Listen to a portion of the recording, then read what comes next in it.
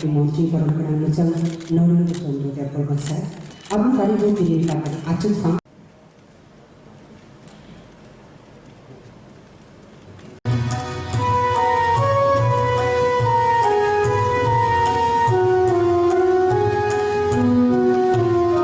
দিতে পারছি না, আমাদের সামনে সেগুলো রাখা রয়েছে, আপনারা নিজের করে সেগুলো গ্রহণ করে নেবেন।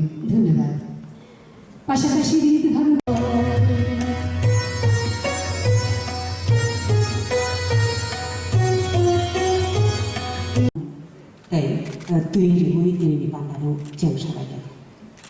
আমরা আলাদা আলাদা করে সকলের জন্য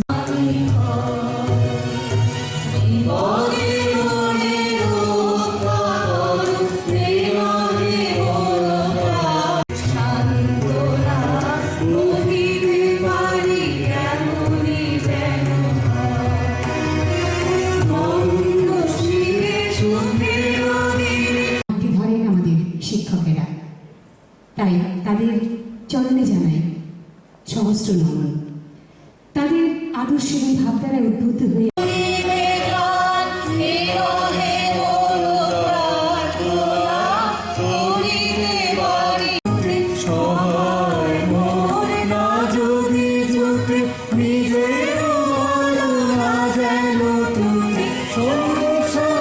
মনে প্রণাম জানিয়ে, কিন্তু তার জন্য আমরা পিছিয়ে পড়িনি। আমরা আজকে আবার ব্রতী হয়েছি এই দিনটি উদযাপনের জন্য। আমি বিনীতভাবে অনুরোধ করব কৃষ্ণের মহৎ জীবন আদর্শে আদর্শিত হয়ে 5ই সেপ্টেম্বরকে আমরা শিক্ষক দিবস হিসেবে পালন করি। যদিও বা এবার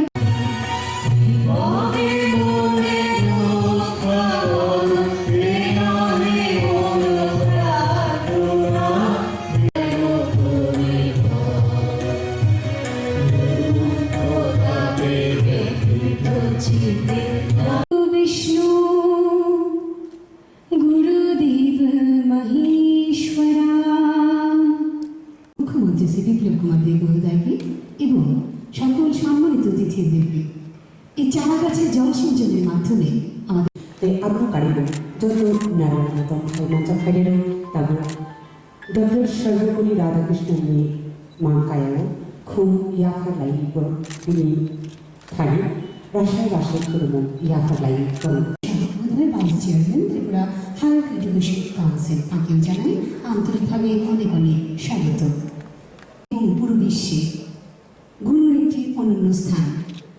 আমরা যখন গুটি গুটি পায়ে চলা শিখি তখন আমাদের বাবা মা সে কাজটি করেন।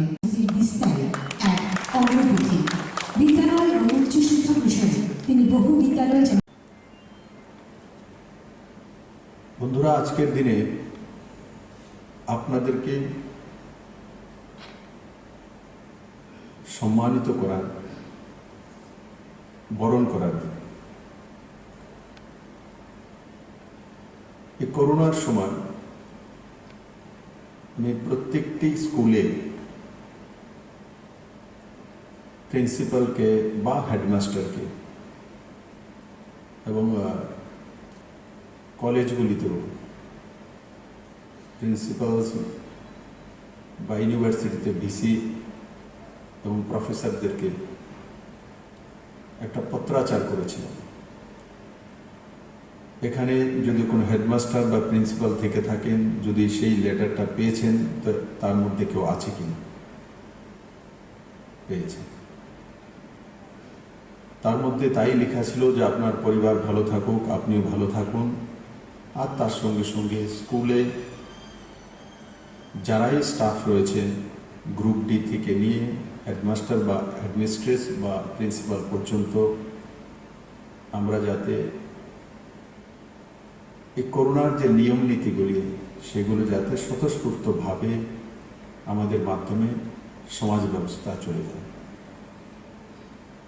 আমি আশা করি এই কাজগুলো আপনারা সুদক্ষতার সঙ্গে করতে সক্ষম হয়েছেন এবং আগামী দিনও সেটা করবেন। কারণ কি, ত্রিপুরাতে প্রায় 5,000-এর কাছাকাছি সরকারি স্কুল আছে, ছোট বড় মিলিয়ে।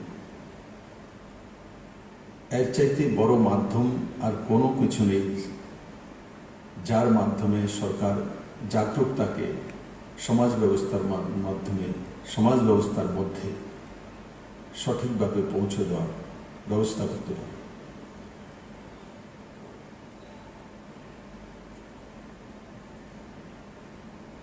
বন্ধুরা,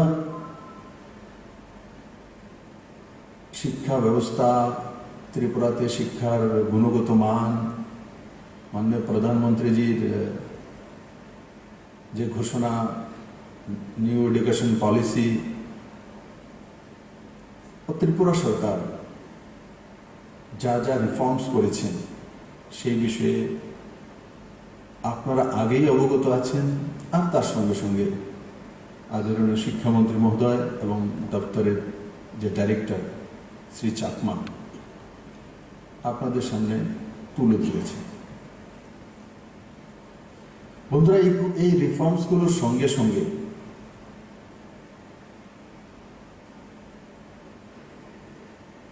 যে পার্সেন্টেজ অফ পাস সেটাও বেড়েছে। 2017 যেটা মাধ্যমিক পরীক্ষা 67.38% ছিল পাশের হার, ও 12 ছিল 77.73%, আর 2020 সেটা মাধ্যমিকে 69.49% এবং 12 80.80%। আমি কেন বলছি? যখন কোনো রিফর্মস করা হয়, কোনো নিউ ইনিশিয়েটিভ নেওয়া হয়, তো তখন তার মধ্যে এক প্রবহমান কম্পন হয়। ওই সময়টাতে স্থির থাকা,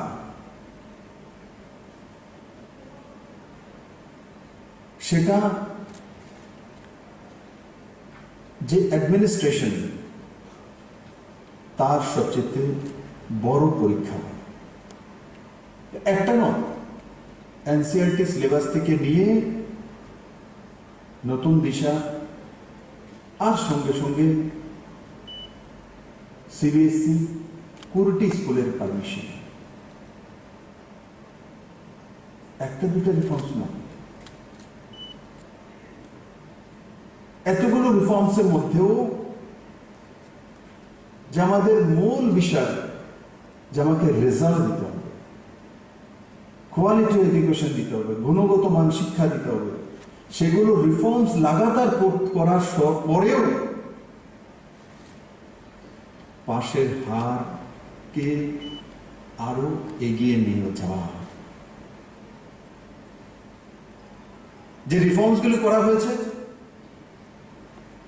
তার রেজাল্ট অনেক সময় দেখায় 3 বছর 4 বছর পরে আসে। কিন্তু আজকের দিনে আপনাদেরকে আমি শুভেচ্ছা বার্তা দিতে চাই যে আপনাদের পরিশ্রমের কারণে রিফর্মসের সঙ্গে সঙ্গে আপনারা রেজাল্ট নিয়ে এসেছেন। না হলে রিফর্মস করার পরে 1 বছর 2 বছর 3 বছর পর রেজাল্ট আসে। একবার কল্পনা করে দেখুন, চিন্তা করে দেখুন। এ রাজ্যে আমি অনেক শুনেছি, মাঠে ঘাটে হাটে আন্দোলনের ফল, আন্দোলনের ফল।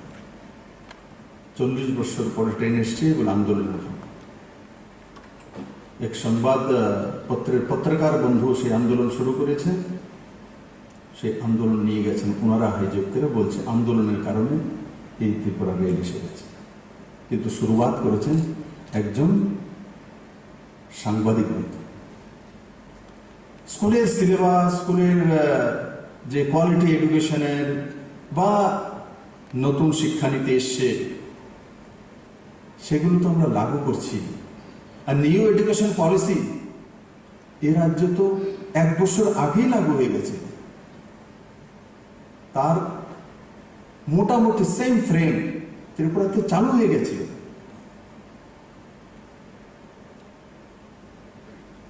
ভোকেশনাল এডুকেশন, নিউ এডুকেশন পলিসির মধ্যে রয়েছে। রোজগারের ব্যবস্থা গ্র্যাজুয়েশন করব, মাস্টার ডিগ্রি করব, তার সঙ্গে সঙ্গে রোজগারের জন্য ওই সময়েই ক্লাস করা, তাতে স্বনির্ভর মানসিকতা তৈরি হবে। আর না হলে গ্র্যাজুয়েশন করেছি, MA করেছি, MSc করেছি, তারপরে আবার রোজগারের জন্য আলাদাভাবে কোনো একটা কোর্স করতে হয় বা আলাদাভাবে তৈরি করতে হয় আরো 2 বছর 3 বছর। এখন যে নিউ এডুকেশন পলিসির মাধ্যমে ব্যবস্থা আসছে,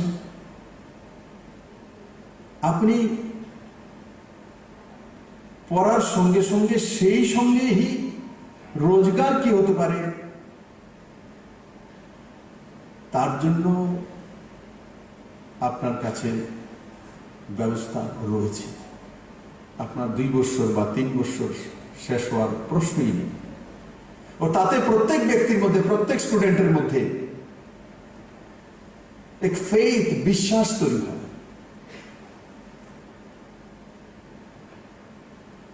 এক বিশ্বাস তৈরি হয় যে আমি গ্র্যাজুয়েশনের সঙ্গে সঙ্গে এটাও জানি, আমি মোবাইল ঠিক করতে শিখে গেছি,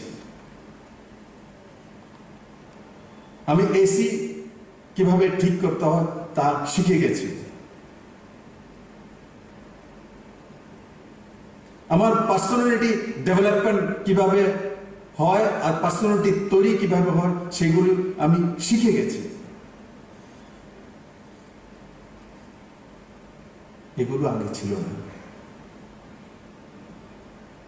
কিন্তু তারা ভারতবর্ষকে পিছিয়ে রাখতে চায়, গুণগত শিক্ষার মান চায় না, তারা নিউ এডুকেশন পলিসির বিরোধ করে। কেন বিরোধ করে সেটাও বোঝে না, সেটাও জানে। তার বিকল্প কি ওনাদের কাছে সেটাও নেই। স্মৃতি ইরানিজি যখন HRD মিনিস্টার ছিলেন, তখন থেকে পুরো দেশ বরণে ঘুরেছেন, এডুকেশন মিনিস্টারের সঙ্গে মিটিং করেছেন, ওয়েবসাইট খুলে দিয়েছেন, প্রত্যেকে সাজেশন এসছে, তারপর গিয়ে সেই নিউ এডুকেশন পলিসি 2020-তে এসছে। ভারতবর্ষের প্রত্যেকটি প্রান্তের প্রত্যেকটি জায়গা থেকে অন্তিম ব্যক্তি পর্যন্ত তার ইমেলের মাধ্যমে ওপিনিয়ন পৌঁছে গেছে।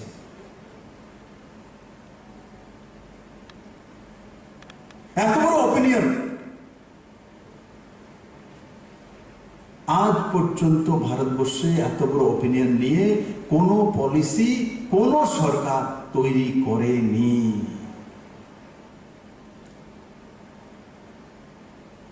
তারপরেও বলছে নিউ এডুকেশন পলিসি ঠিক নয়। আমরা তো বৎসরের পর বৎসর প্রত্যেকটি মানুষের, প্রত্যেকটি বিদ্বান ব্যক্তির, চাহে ওর গ্রামে থাকুক আর শহরে থাকুক, তাদের ওপিনিয়ন নিয়ে ম্যাক্সিমাম লোক কি চাইছে ভারতবাসী সেটাকেই প্রস্তুত করেছি। আপনারা সেই বছরগুলিতে কি করেছেন? আছে আপনাদের কাছে 5,000 লোকের কালেকশন, 5,000 লোকের মত, 5,000 শিক্ষাবিদের কোন ইমেল,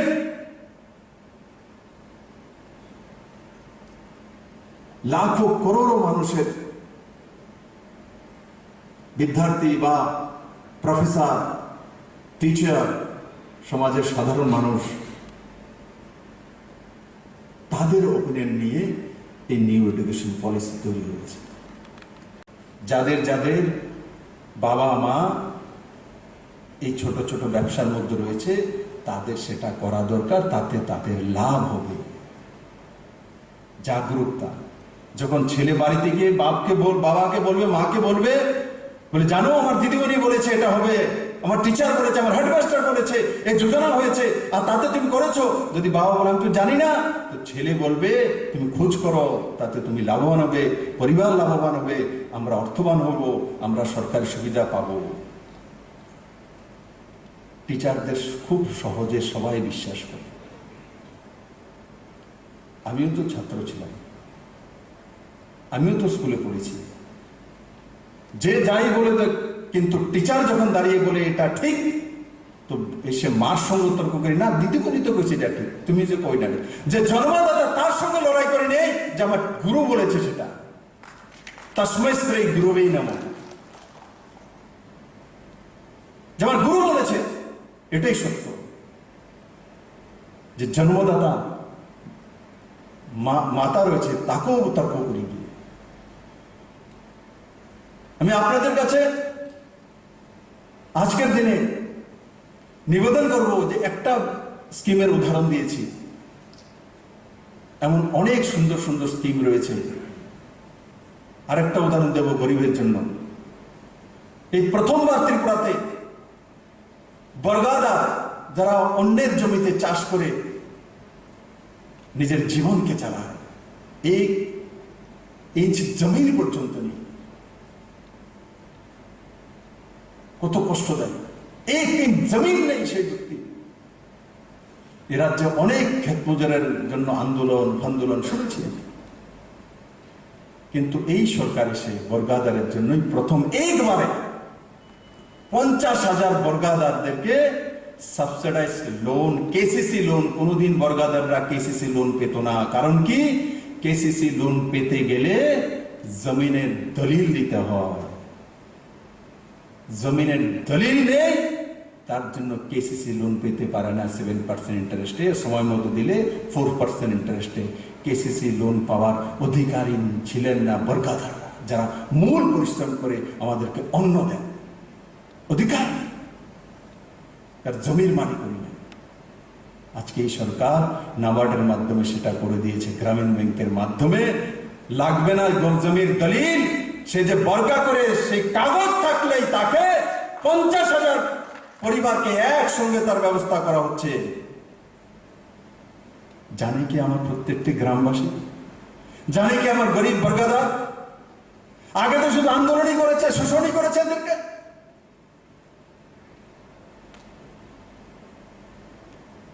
শুধু উস্কানি দিয়েছে, প্রতারণা করেছে।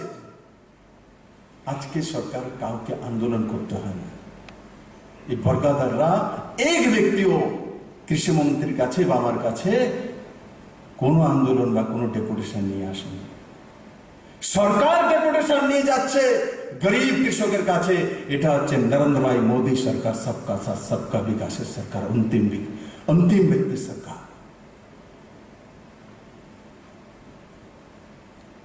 আমি আপনাদের কাছে নিবেদন করব, বলুন প্রেয়ারের পর যে 50,000 বর্গাদারকে এভাবে দেওয়া হবে। তখন দেখবেন ছেলে মেয়ে বাড়ি থেকে মা বাবাকে বলবে, আরে আমরাও তো বর্গাদার, বাবা তুমি লাভ নিয়েছো, তার ফর্ম ফিল আপ করেছো কিনা, যাও চলো প্রধানের কাছে চলো, বিডিওর কাছে চলো, এমএলএ এর কাছে চলো, আমাকেও পেতে হবে, আমার বাবাকেও লোন পেতে হবে, আমার বাবাকেও এস্টাবলিশ করতে হবে।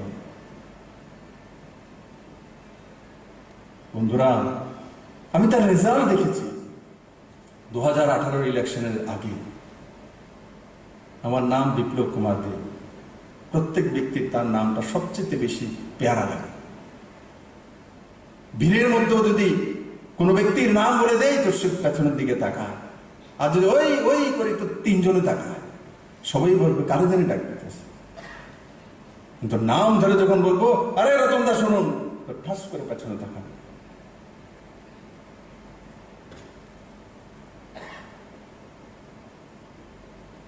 তো তার জন্য চিহ্নিত করা, চিহ্নিত করে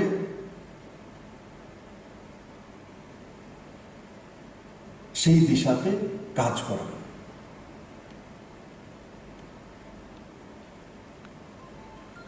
আর তার মধ্যে শিক্ষকরা সবচেয়ে বড় ভূমিকা পালন করতে পারে।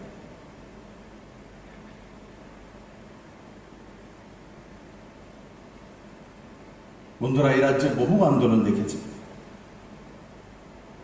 তার পরিণামও দেখেছি। আপনাদের মাধ্যমে যখন এই উন্নয়নের মূল মন্ত্রগুলো সঠিক জায়গায় পৌঁছে যাবে, তো মানুষ তার অধিকার পাবে। আজকের দিনে আপনাদেরকে কিছু দেওয়ার বিষয়, মাঝে মাঝে আমার কাছে লোক আসে যে 7th পে কমিশনের স্কেল তো দিয়েছেন,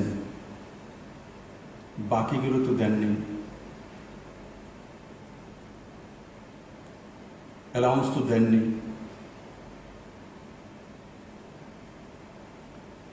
সবারই ইচ্ছে হয় যে সেন্ট্রাল গভর্নমেন্ট যে অ্যালাউন্স পাচ্ছে আমিও পাই।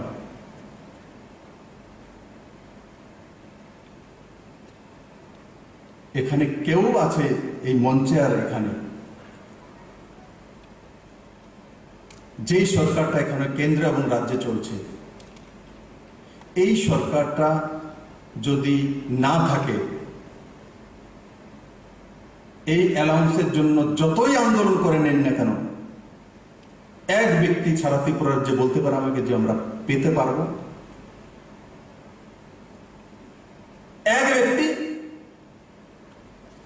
গ্যারান্টি যে বলে আমি দিয়ে দিতে পারবো? অ্যালাউন্সেস তখনই পাবেন যখন কেন্দ্রে নরেন্দ্র মোদী সরকার রয়েছে। 7th পে কমিশন স্কেলও তখনই দিতে পেরেছি যখন কেন্দ্রে নরেন্দ্র মোদী সরকার রয়েছে। মোদী সরকার তার জন্য কমিটেড ছিলেন, মোদী সরকার হীরার জন্য কমিটেড ছিলেন, তার জন্য দিয়ে দিয়েছে, হীরা প্লাসও দিয়েছে। অন্যরা কমিটেড নন, অন্যরা উস্কানোর জন্য রয়েছে। আমি আপনাদেরকে বলি, যারা উস্কানোর জন্য বলে তাদেরকে বলে দিন যে আপনারা কোথা থেকে দেবেন, তার অঙ্ক কি, কে দেবে, কোন বাজেটে আসবে, একবার বলুন, দেখবেন আর দ্বিতীয়বার আপনাদের চেহারার দিকে তাকাবে। যদি দেবে তো নরেন্দ্র মোদী দেবে। কিন্তু আমরা দেশের আর্থিক অবস্থাও জানি, রাজ্যেরও জানি, আমরা শিক্ষিত সমাজ ব্যবস্থার মধ্যে রয়েছি। করোনাতে বড় বড় স্টেটগুলো 30%, 40% স্যালারি কাট করেছে। এই সরকার কাউর এই পর্যন্ত কাট করেনি, আর আগেও করার চান্স নেই।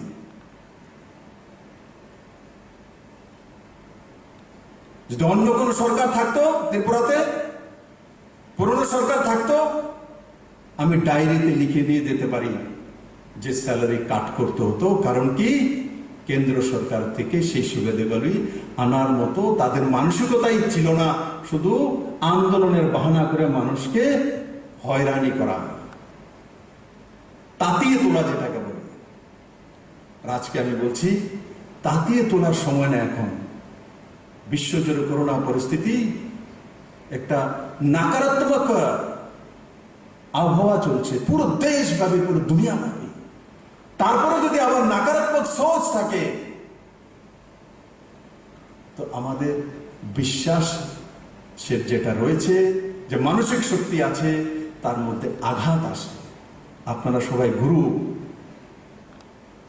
আপনারা শিষ্য তৈরি করেন, তার জন্য আপনারা শিষ্যকে তেমন ভাবে তৈরি করুন যে আছে করোনার সঙ্গে মোকাবেলা করবো, সেই নেগেটিভিটিকে ধ্বংস করব, কিন্তু তার জন্য হিম্মতের সঙ্গে মোকাবেলা করে, সোশ্যাল ডিস্টেন্সিং মেনটেন করে, মাস্ক পরে, পরিষ্কার থেকে।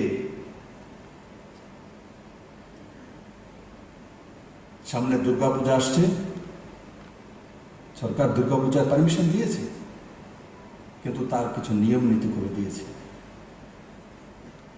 যাতে সমস্ত ছেলে মেয়েরা দুর্গাপূজায় যখন যাবে সোশ্যাল ডিস্টেন্সিং মেনটেন করে থাকে, মাস্ক পরে থাকে। আর যেটা আমি শুরু করেছিলাম রতনদার নাম বলে, ভিড়ের মধ্যে নাম বললেও টাকা, সেটা আমি 2018-তে যেটা আমি বলছিলাম যে আমার নামটাও যদি কেউ বলে আমারও ভালো লাগে।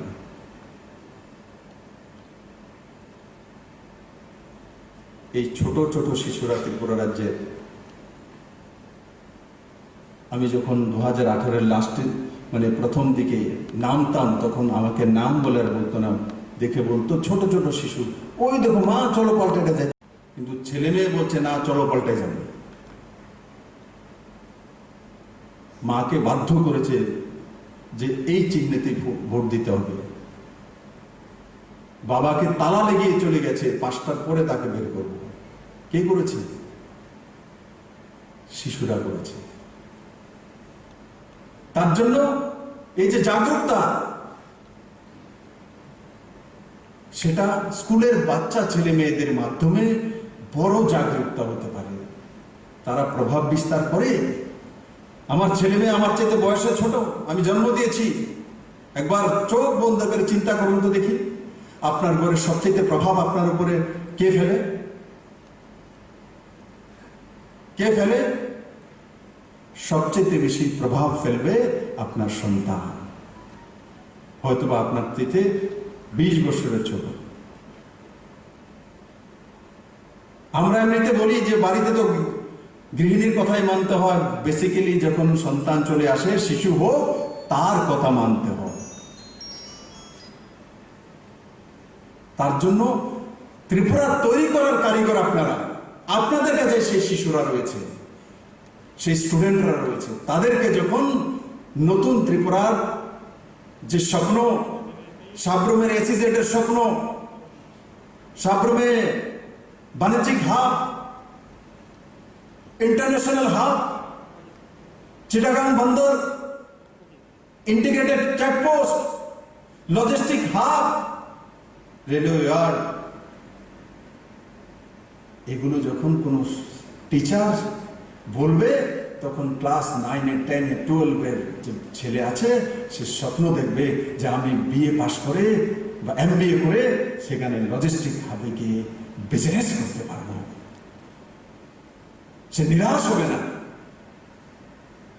তার মধ্যে এক আশা জাগৃত হবে, যেখানে 4,000 কোটি টাকার ইকোনমি তৈরি হচ্ছে, ইন্টারন্যাশনাল হাব তৈরি হচ্ছে। আর গল্প নয়, প্রমাণিত, তার কাজ চলছে। তখন সেই ছেলে মেয়ের মধ্যে পারদর্শিতা বাড়বে, তার ক্যালিবার বাড়বে, তার কোয়ালিটি বাড়বে, তার মধ্যে বিশ্বাস তৈরি হবে যে আমি পাশ করে বসে থাকতে হবে না, সেখানে রোজগার করে নেব। তার জন্য কি স্কিল করতে হয়, তার ব্যবস্থা করে নেবে।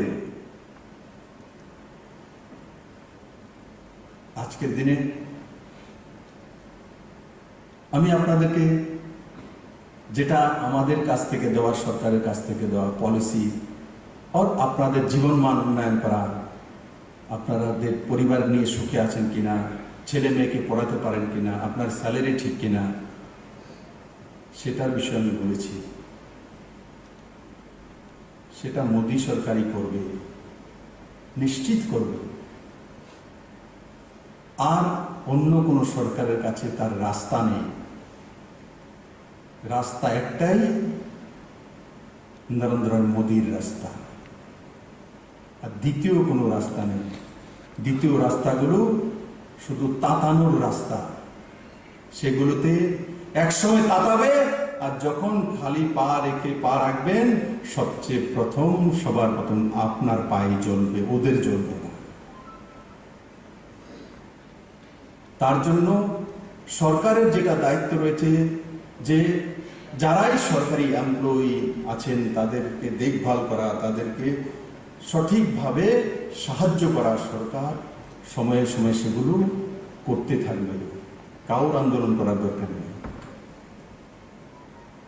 আর আপনাদের কাছে যেটা চাইছি, যে আপনারা হচ্ছেন সবচেয়ে বড় গুরু, তো আপনারা স্কুলের মধ্যে প্রেয়ারের পর বা আগে কমসে কম কেন্দ্র এবং রাজ্য সরকারের জনমুখী, কল্যাণমুখী, গরিবের জন্য যে কাজগুলি হচ্ছে সেগুলোকে একটু তুলে ধরা।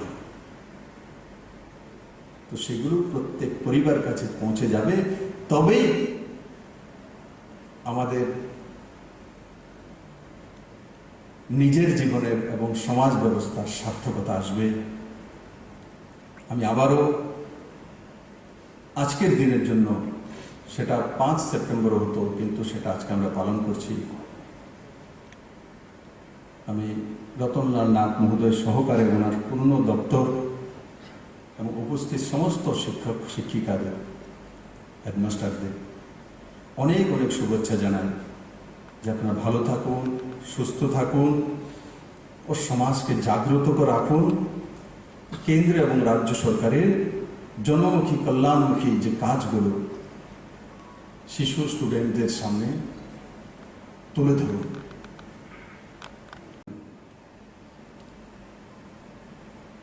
কেন্দ্র এবং রাজ্য সরকার যে সিদ্ধান্তগুলো জনহিতে নেওয়া হয়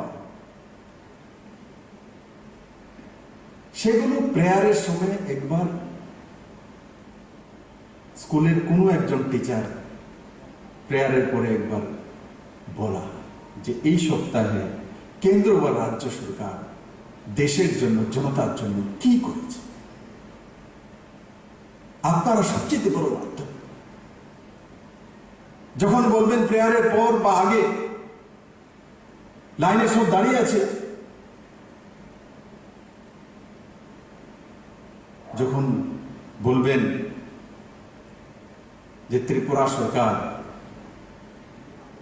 স্বনির্ভর যোজনার কথা ঘোষণা করেছেন, তাতে কি ত্রিপুরার সমস্ত ছোট দোকানিগুলিকে বা বড় দোকানগুলিকে স্বনির্ভর করার জন্য এক যোজনা তৈরি করেছেন। সেই যোজনাতে লাখো পরিবার ত্রিপুরা আত্মনির্ভর হবে। কিভাবে হবে বলে, তাদের জন্য ট্রেড লাইসেন্স তৈরি করে দেবে রাজ্য সরকার। সরলতম ব্যবস্থা। সরকারের কাজ কি? সরকারের কাজ আটকানো নয়, সেটা ইংরেজের কাজ ছিল। ইংরেজের যে সরকার ছিল, সেই সরকারের যে নিয়ম নীতি সেগুলো ছিল মানুষকে সুবিধা থেকে আটকানোর ব্যবস্থা। অফসার শাহী ইংরেজ তৈরি করেছিল যেন সবকিছুর মধ্যে আটকে ইংরেজের কাছে যেতে হয়। স্বাধীন ভারত 1947 হয়েছে, সেই ব্যবস্থাগুলোকে তখন থেকেই নিরস্ত করা উচিত ছিল, কিন্তু সেই ব্যবস্থাগুলিকে নিরস্ত করা শুরু করেছে মোদী সরকার আসার পর।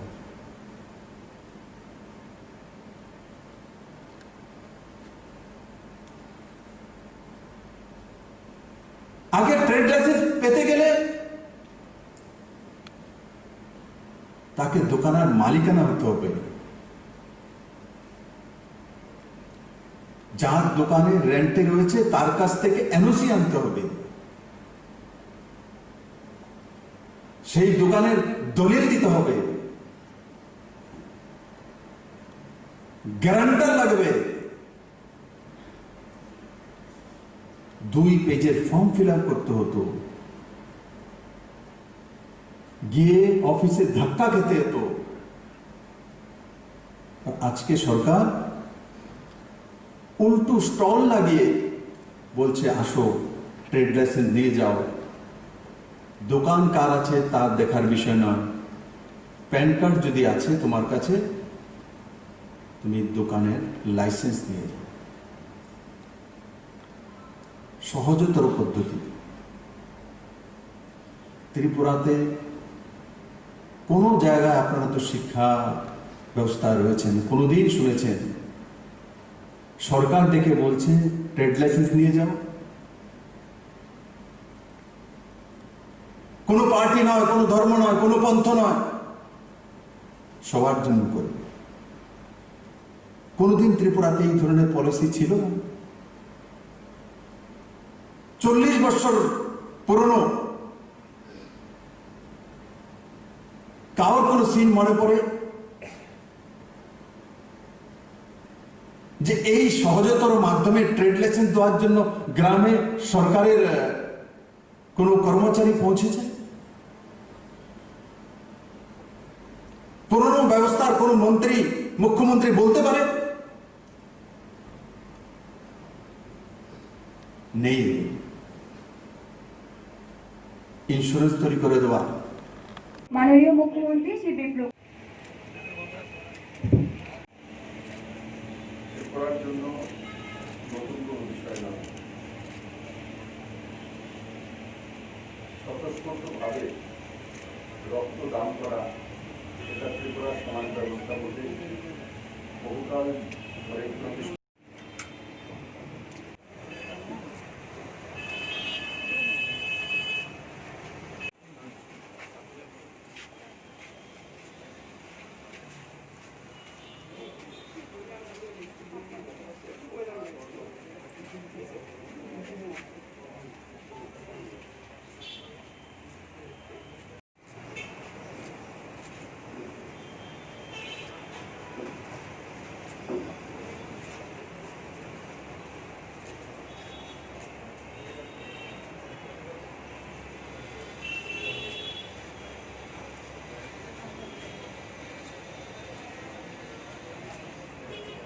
সভাপতি শ্রী বিমল রায় চৌধুরী এবং পূজা কমিটি বক্তব্য রাখবেন আমাদের ব্লাড মাউথ ক্লাব ও ক্যাচুয়ালি পূজা কমিটির সভাপতি শ্রী বিমল রায়।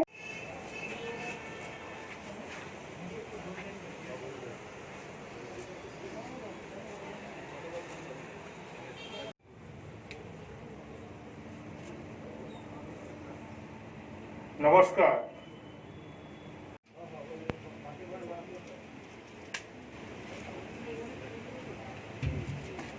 আমি নিশ্চিত যে এই রাস্তা ত্রিপুরার নজওয়ান ছেলে মেয়ে আছে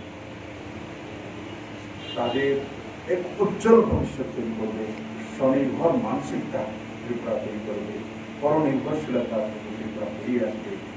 আর ত্রিপুরা যখন পরনির্ভরশীলতা থেকে বেরিয়ে আসবে তখন ত্রিপুরা সর্বশ্রেষ্ঠ রাজ্য হবে। কারণ কি, নর্থ ইস্টের 8টি রাজ্যের মধ্যে একমাত্র ত্রিপুরা রাজ্য জলপথে চিটাগাং বন্দরগাঁও থেকে মাত্র 70 কিলোমিটার দূরে অবস্থিত। মাত্র 70 কিলোমিটার দূরে অবস্থিত।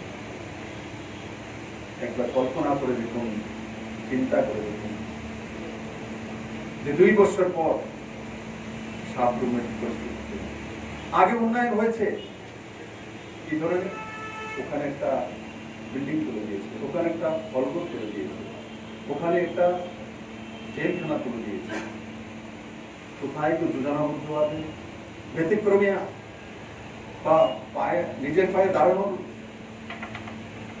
কোন রাস্তা তৈরি হয়েছিল? একটা উদাহরণ আছে? হয়তো বলতে পারেন যে গুর্জরনগর ইন্ডাস্ট্রিয়াল এরিয়া, সেটাতে কি ধরনের ইন্ডাস্ট্রি আছে আমরা সবাই জানি। তার ইকোনমি কি হতে পারে আমরা সবাই জানি।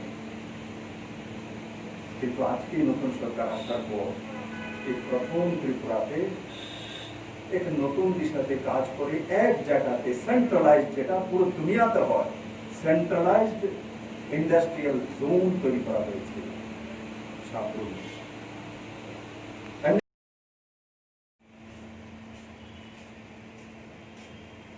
আর আপনাদের রামনগরে এই যে রাস্তা যাচ্ছে আপনারা রোড, তার মধ্যে হাই রাইজ বিল্ডিং হবে কি লাইট হাউস। তো নাম শুনেছেন কি লাইট হাউস ত্রিপুরাতে? কোনদিন কল্পনা করেছিল যে আধুনিকতম এই বিল্ডিং ত্রিপুরাতে হবে? একবার সার্চ করে ইন্টারনেটে দেখুন লাইট হাউস কাকে বলে। এখানে হয়তো আমরা অনেকে জানি, অনেকে জানি না, এগুলো জানা দরকার। ভারতবর্ষের মধ্যে 6টা রাজ্যের মধ্যে লাইট হাউসের পারমিশন আদরণীয় প্রধানমন্ত্রী নরেন্দ্র ভাই মোদী দিয়েছে। নর্থ ইস্টের মধ্যে একলা লতা ত্রিপুরা। আর তারপরও সেই ঘরগুলি গরিবদের দেওয়ার জন্য 1 BHK ঘর, লাইট হাউস, তাও গরিবদের জন্য। আগে কি গরিবদের জন্য কি দেবো? একটা টিনের ঘরের দেওয়া, বেড়ার ঘর দিয়ে দাও, গরিব খুশি। আজকে আধুনিকতম পদ্ধতিতে যে বিল্ডিং তৈরি, তার মধ্যে থাকার অধিকার পাবে ত্রিপুরা সবচেয়ে অন্তিম ব্যক্তি, তাও রামনগরে ফ্ল্যাটের মধ্যে, তার মধ্যে প্রথমে ভারত সরকার 2.5 লাখ টাকা সাবসিডি দিয়েছিল। ত্রিপুরা সরকার যখন রিকোয়েস্ট করেছে 6.5 লাখ টাকা সাবসিডি, যদি ফ্ল্যাটের দাম 12 লাখ টাকা হয় তো 6.5 লাখ টাকা কেন্দ্র সরকার সাবসিডি আপনাকে দিতে হবে 5.5 লাখ, তার মধ্যে রাজ্য সরকারও সাবসিডি দেবে, আর বাকি আপনাকে লোন দিয়ে ব্যবস্থা করে দেবে। মানে গরিবের উপরে ফ্রিতে ফ্ল্যাটের ব্যবস্থা আপনারা করেছেন। ত্রিপুরা কোন গরিব, কোন খ্যাত মজুর কোনদিন আগে কি ছিল? খ্যাত মজুর, দিন মজুর তো সারাদিন মিটিং রোদ্রে বসে তারপর ধাক্কা খাওয়া और बंचरा कहानी बोली नकारात्मक मानसिक, अरे नकारात्मक मानसिक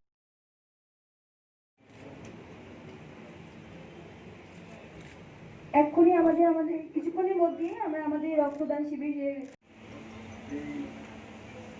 বিষয়গুলো এখানে তুলে ধরেছিলেন। এই করোনা পরিস্থিতির সময়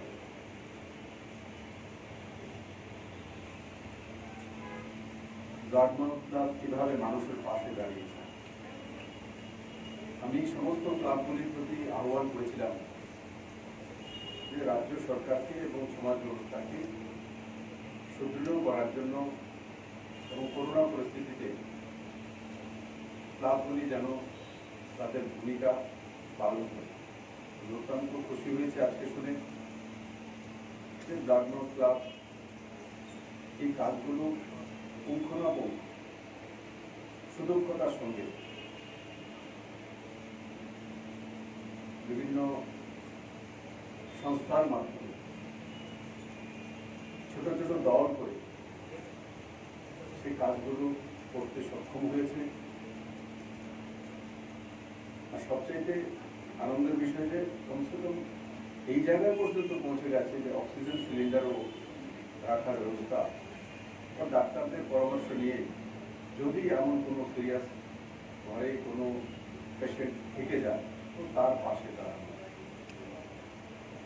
অক্সিমিটার থাকা সেটা রাজ্য সরকারের মাধ্যমে ব্যবস্থা রয়েছে, কিন্তু অক্সিজেন সিলিন্ডার রাখা তাতে ক্লাব কর্তৃপক্ষের সকারাত্মক এবং মানুষের পাশে দাঁড়ানো মানসিকতার বহিঃপ্রকাশ। একটা মহতী অনুষ্ঠান হতে যাচ্ছে, সেই মহতী সেই জায়গায় আবার যদি আমরা নকারাত্মক মানসিকতা নিয়ে কাজও শুরু করি তো তাতে আরো বেশি রাজ্য সরকার এবং রাজ্যবাসীর সাবধানতার সঙ্গে ও সাহসিকতার সঙ্গে মোকাবেলা করা আর সেই বিষয়ে কাজ করা, যেটা এই ক্লাব করে চলছে। আমি কোনো পত্রপত্রিকা দেখিনি, কিন্তু আমি অত্যন্ত খুশি হয়েছি চুপচাপ নিজের কাজ করে যাওয়া, ঢাকঢোল না পেটানো, সেটা হচ্ছে আদর্শ কাজের পরিচয়। কিন্তু আমি ক্লাব কর্তৃপক্ষকে বলবো এই কাজগুলো করেছেন সেগুলো পত্র পত্রিকায় বা সোশ্যাল মিডিয়ায় আসা প্রয়োজন, তবেই তো অন্য 10টা ক্লাব এগিয়ে আসবে, কম্পিটিশন করবে। ব্লাড ক্লাব এই এতটা পর্যন্ত করেছে, আমরা আমাদের ত্রিপুরাতে ক্লাব কালচার রয়েছে, বড় মাত্রার ক্লাব রয়েছে।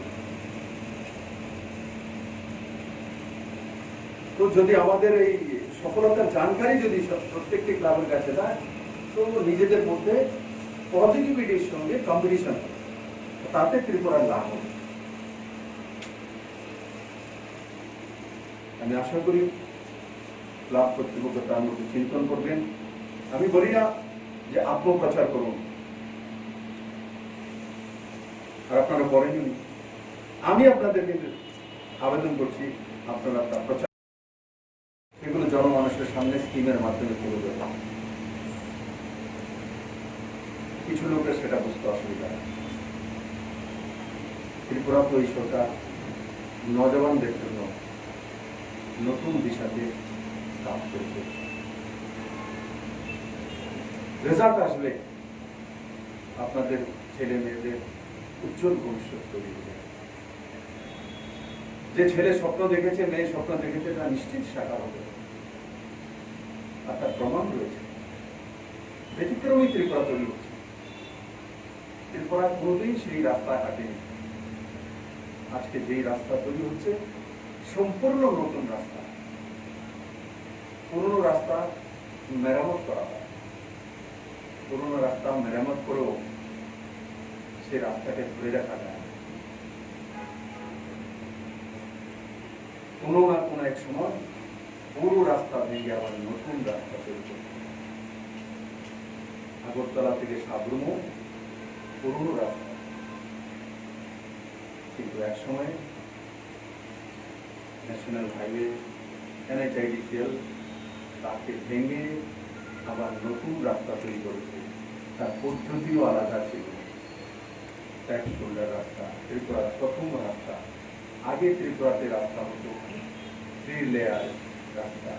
এখন যেটা তৈরি হয়েছে আমরা সবাই দেখেছি আসা যাওয়া করার সময়, যে 4 ফিট মাটি উঠিয়ে তারপর 4 ফিট নিচ থেকে তার বেসিক তৈরি করা, এই ত্রিপুরাতে প্রথম রাস্তা। আগেও ছিল, এখনো রাস্তা তৈরি।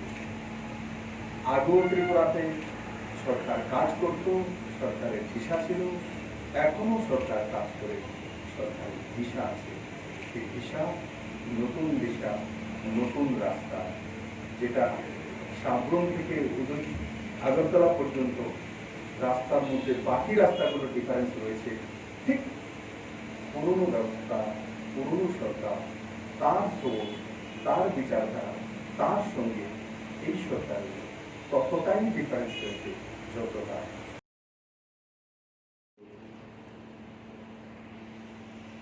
কিসের উন্নয়ন? কি উন্নয়ন? উন্নয়ন কাকে বলে? উন্নয়ন ডিএম অফিস করে দিলাম, তাতে 4টা বিল্ডিং করে দিলাম, SDM অফিস, এটা তো পরম্পরা, করতেই হবে। এসপি অফিস একটা বিল্ডিং করে দিলাম, এটা করতেই হবে। ব্লক অফিস তৈরি করে দিলাম, এটা করতে হবে। ব্লক বানিয়েছেন বসার জন্য, ঘর তৈরি করবেন না। এই ফিউচারের জন্য কি করেছেন? কাকে দেখে ভবিষ্যৎ তৈরি হবে? নজওয়ান কোন দিকে তাকিয়ে থাকবে? ডিএম অফিসের দিকে। ও তো তার বাবাও টাকা, তার পরদাতাও টাকা, সেখানেই যেত, সেখানেই বার্থ সার্টিফিকেট পাওয়া যায়, সেখানেই বাকি সব কাগজ করতে হবে। নতুন কি? আমার ছেলে মেয়ে পুনে থেকে আসবে, কলকাতা থেকে আসবে, তো কাকে দেখে আসবে? কি তার ভবিষ্যৎ? যখন মুম্বাইতে যায়, চেন্নাইতে যায়, পুনাতে যায়, তখন হাইরাইজ বিল্ডিং দেখে, ইন্ডাস্ট্রিয়াল জোন দেখে, 4 লেন রোড দেখে, তখন ভাবে কোথায় ত্রিপুরা আছে, কোথায় চলে গেছে। না, ভালো লাগে না বাবা, আমি তো এখানে থাকবো না, আমাকে ওখানে একটা ফ্ল্যাট করে দাও, ওখানে বিবাহ করবো, আমি ওখানে। কেন থাকবে সে? কি আমি স্বপ্ন দেখেছি, কি তার প্রমাণ? আজকে স্বপ্ন দেখালে হবে? আমার ছেলেমেয়েরা বলবে দেখাও কি করবে না, 5 বছর পর হবে তো কি হবে? আমি যদি বলি ডিএম অফিস তৈরি করে দিয়েছি, SDM অফিস তৈরি করে দিয়েছি, এটা করে দিয়েছি, এটা রাস্তা করে দিয়েছি, বলতে এগুলো তো আগে হতো। দুর্গাপূজা করতে চলছি আমরা, স্টেট গভর্নমেন্ট যে গাইডলাইন গুলো রয়েছে সেগুলো মেনে চলে,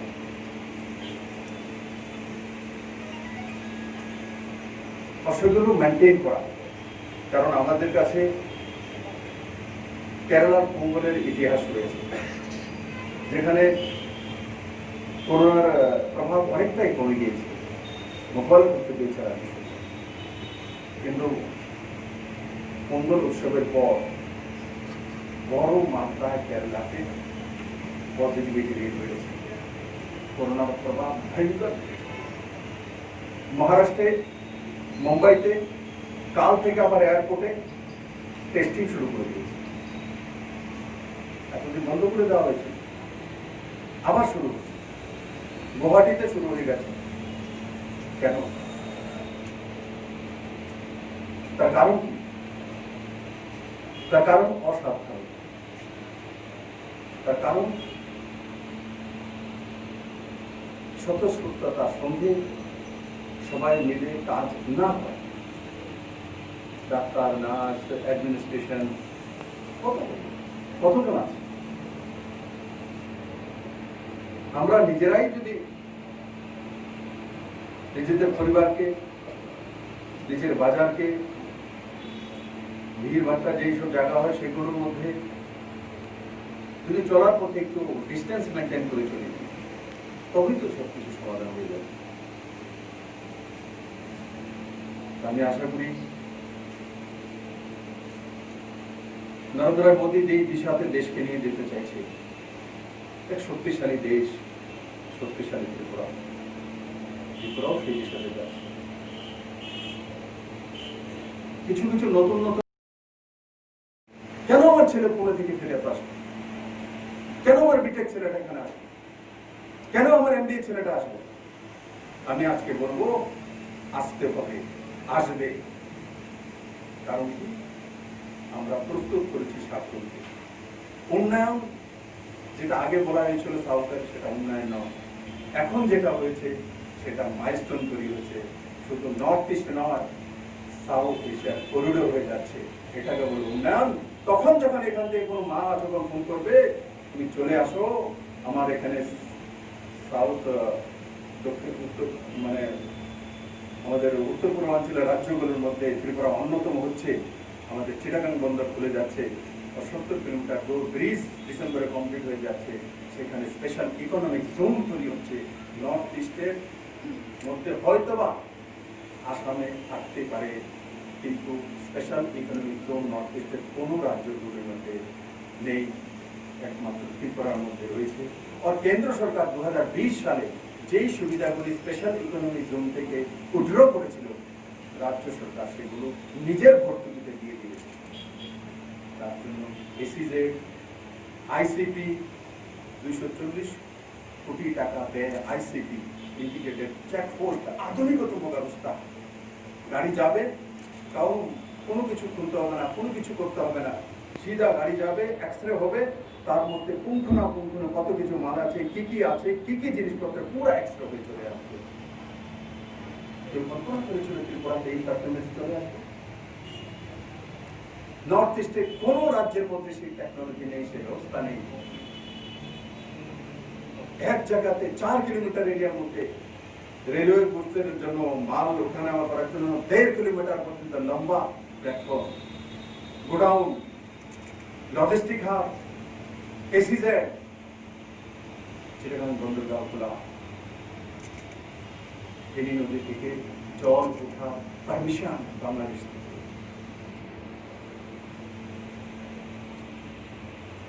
এখন আমাদের ছেলে মেয়েরা উপরে বুঝে গেছে, যখন সেটা হবে কমসে কম 3-4 হাজার কোটি টাকা। মানসিকতায় মা যদি ছেলেকে দেরি বলে তুই তো গাধা, তুই তো পাস করবি না, তো ছেলে সবসময় পাস করবে। আর যদি মা ছেলেকে বলে এইবার তুমি ফেল করেছো, আগামীবার তুমি ভালো রেজাল্ট করবে, বারবার তাকে উৎসাহ করে ছেলে ফার্স্ট না হলো সেকেন্ড ডিভিশন নিয়ে আসবে। রাজ্যের যে মুখিয়া, তার দায়িত্ব ত্রিপুরাকে ছোট না করা, প্রত্যেক ত্রিপুরাবাসীকে পজিটিভিটির সঙ্গে তাকে ধার। কোন রিক্সা চালক তুমি সর্বশ্রেষ্ঠ রিক্সা চালক, কোন অটো চালক তো তাকে বলা তুমি সবচেয়ে সুন্দর অটো চালক, কোন বকিল তাকে বলা তুমি সবচেয়ে ভালো জেরা করতে জানো, কোন সাংবাদিক তো তাকে বলা তুমি সবচেয়ে বেশি সুন্দর সাংবাদিকতা করতে পারো। আর যদি তার ভুল ত্রুটি হয় তো তাকে মাঝে মধ্যে একা এসে ধরিয়ে দেয়। এটা হচ্ছে আদর্শ রাজ্যের মানসিকতার পরিচয়। আমি আশা করি আমার ব্লাড মাউথ ক্লাবের সমস্ত সদস্যরা যেভাবে প্রথম দিন থেকে স্পোর্টস, নেশাবিরোধী আন্দোলন, মানুষের সঙ্গে দাঁড়ানো, সেই বিষয়ে কাজ করছে, আগামী দিনগুলিতে সরকারের সঙ্গে, সরকারের মানসিকতা নিয়ে, মানুষের মানসিকতা নিয়ে আরও বেশি এগিয়ে যাবে। আর দুর্গাপূজা সবাই সুন্দরভাবে করবেন। দুর্গাপূজার জন্য সমস্ত ব্লাড মাউথ ক্লাবের সদস্য এবং তার পরিবারদেরকে আমার ব্যক্তিগত পক্ষ থেকে এবং ত্রিপুরা সরকারের পক্ষ থেকে পরিচয় রয়েছে। তো আজকের দিনে আলোচনা সমালোচনা করি, কিন্তু সারা ভারতবর্ষের প্রত্যেকটি রাজ্য সরকার দিকে যখন তাকাবো, তখন আমাদের এই মাতৃভূমি কোথায় দাঁড়িয়ে আছে, আমাদের হেলথ ব্যবস্থা কোথায় দাঁড়িয়ে আছে, তারও চিন্তা করা উচিত। মুম্বাইতে কি পরিস্থিতি রয়েছে, দিল্লিতে কি রয়েছে, ত্রিবান্দ্রমে কি রয়েছে, কলকাতাতে কি রয়েছে, কলকাতাতে কি রয়েছে, সেগুলো জানা জেনে সমালোচনা আলোচনা যদি করি তো সেটা সাকারাত্মক। আর আজকের দিনে সাকারাত্মক মানসিকতা নিয়ে কাজ করা প্রতিটি সেক্টরে সবচেয়ে বেশি প্রয়োজন। এমনি একটা নকারাত্মক আবহাওয়া চলছে পুরো দেশ, সাংবাদিক হোক, উকিল হোক, ডাক্তার হোক, ইঞ্জিনিয়ার হোক, প্রত্যেকের মধ্যে সেই মানসিকতা কাজ করে স্বাভাবিক। তো সেই মানসিকতা থেকে বেরিয়ে আসার রাস্তা কি? অ্যান্টিবডি টেস্ট করা। যখন আমি টেস্ট করে দেখবো যে আমার শরীর তাকে মোকাবেলা করার জন্য তৈরি হয়ে গেছে, তখন আমার মধ্যে ফুল বিশ্বাস আসবে যে না, আমাকে এবার আর করোনা আক্রান্ত করতে পারে। সেটাও ত্রিপুরা সরকার করছে। বাকিগুলো যে মেডিকেল ব্যবস্থাকে ঢেলে সাজানো, যতটা ত্রিপুরা সরকারের আর্থিক সাধ্য আছে, কেন্দ্র সরকারের সহায়তা নিয়ে ত্রিপুরা সরকার সেটা করেছে। আমরা আগরতলাবাসী, যেমন ব্লাড মাউথ ক্লাবের পুরনো ইতিহাস বললেন যে এক সময় রামনগরে সন্ধ্যার পরে বের হয়ে যেত, তার জন্য আমরা স্পোর্টসের দিকে যুব সমাজকে নিয়ে এসেছি। রক্তদানের জন্য মানুষ যখন জিবি হসপিটালে, বিএম হসপিটালে, কোনো হসপিটালে কোন পেশেন্টকে নিয়ে আসতো, তো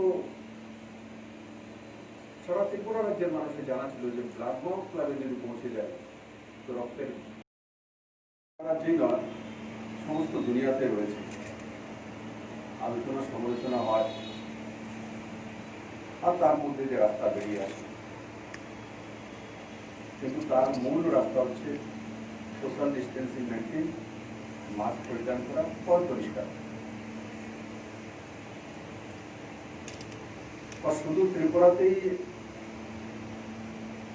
তার জন্য ক্রাইসিস হয়েছিল প্রথম দিকে, তেমন না, পুরো দুনিয়াতে হয়েছে, উন্নত দেশগুলিতে হয়েছে।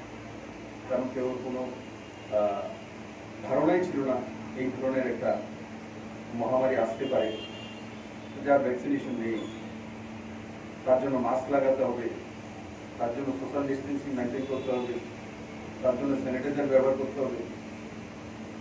সেটা দুনিয়ার কোনো প্রান্তেই কোনো সময় কারোর অনুভব ছিল। এটা একটা ক্রাইসিস ডিজাস্টার, তাকে মোকাবেলা করে সবাই মিলে, যেটা ব্লাড মাউথ ক্লাব যেভাবে করেছে, তো সেই কাজগুলো সামাজিকভাবে স্বতঃস্ফূর্তার সঙ্গে করা, তবেই করোনাকে আমরা পরাজিত করব। আর এক সময় ত্রিপুরাতে রিকভারি রেট 60% কাছাকাছি চলে গেছে, তার নিচেও চলে গেছে, কিন্তু আজকের দিনে 89% রিকভারি রেট। আমরা হোম আইসোলেশনে যাচ্ছি বা হসপিটালে চিকিৎসার জন্য যাচ্ছি, তো তার মধ্যে আমাদের রিকভারি হচ্ছে 89%। সেটা রাজ্যবাসীর জন্য সুখের সংবাদ। আমরা তাকে মোকাবেলা করতে শিখেছি। সেরোসারি যে টেস্ট ত্রিপুরাতে 15 তারিখ থেকে শুরু হয়েছে, মানে অ্যান্টিবডি টেস্ট, দিল্লিতে সেটা করা হয়েছিল এবং তার তথ্য আমাদের কাছে চলে এসছে। আমাদের রাজ্যে আমরা সেটা করছি যে আমাদের মধ্যে অ্যান্টিবডি সেটা তৈরি হয়েছে কি তার মোকাবেলা করার জন্য আমাদের শরীর তৈরি আছে, সেটা জানার প্রয়োজন রয়েছে। তাতে আমাদের মধ্যে বিশ্বাস বাদ হবে, বিশ্বাস তৈরি হবে যে আমার মধ্যে অ্যাক্টিভিটি তৈরি গেছে, আমাকে আর করোনা কিছু করতে হবে না। হলে যতই স্যানিটাইজার লাগাই, যতই মাস্ক পরিধান করি, যে কোনো কাজকর্ম করতে যাই, অফিসে যাই, বিজনেস সেন্টারে যাই, দিনমজুরি করতে যাই, খেতে যাই, যেখানেই যাব, একটা জিনিস আমাদের মধ্যে কাজ করতে থাকে যে কোনো কারণে